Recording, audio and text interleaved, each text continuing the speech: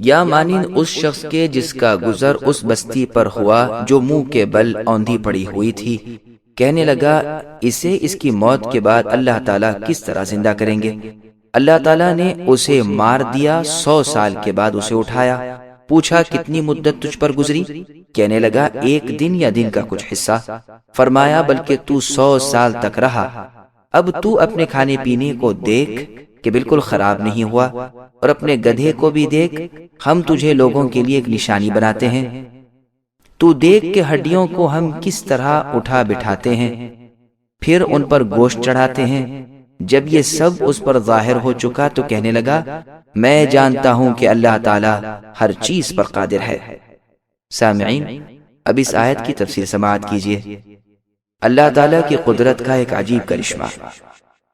گزشتہ آیت میں جو واقعہ ابراہیم علیہ السلام کے مباحثے کا گزرا، اس پر اس کا عطف ہے۔ یہ گزرنے والے یا تو عزیر علیہ السلام تھے جیسا کہ مشہور ہے، یا ارمیہ ابن حلقیہ تھے، اور یہ نام خضر علیہ السلام کا ہے، یا خرخیل ابن بوار تھے، یا بنی اسرائیل میں کا ایک شخص تھا۔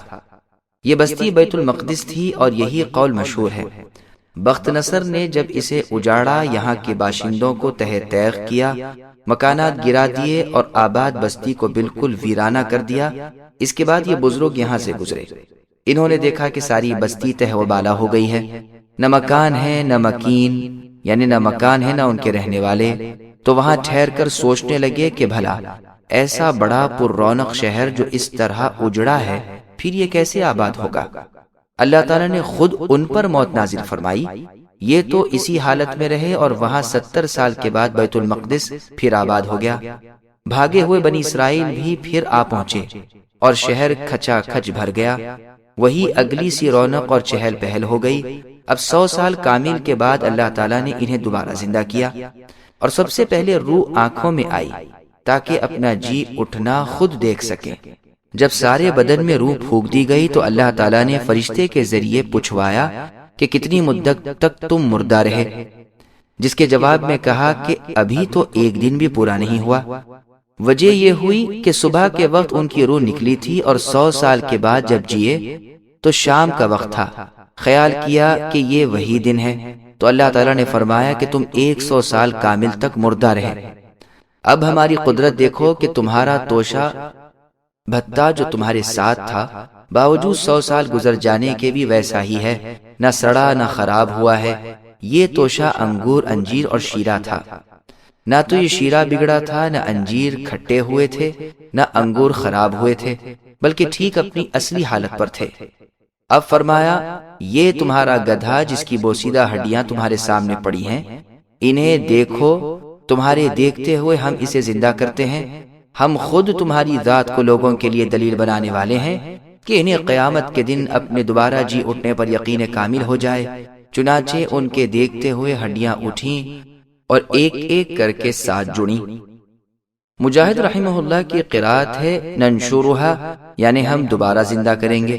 سدی رحمہ اللہ وغیرہ کہتے ہیں کہ یہ ہڈیاں ان کے دائیں بائیں پھیلی پڑی تھیں، اور بوسیدہ ہونے کی وجہ سے ان کی سفیدی چمک رہی تھی۔ ہوا سے یہ سب یکجا جمع ہو گئیں، پھر ایک ایک ہڈی اپنی اپنی جگہ جڑ گئی، اور ہڈیوں کا پورا ڈھانچہ قائم ہو گیا جس پر گوشت مطلق نہ تھا۔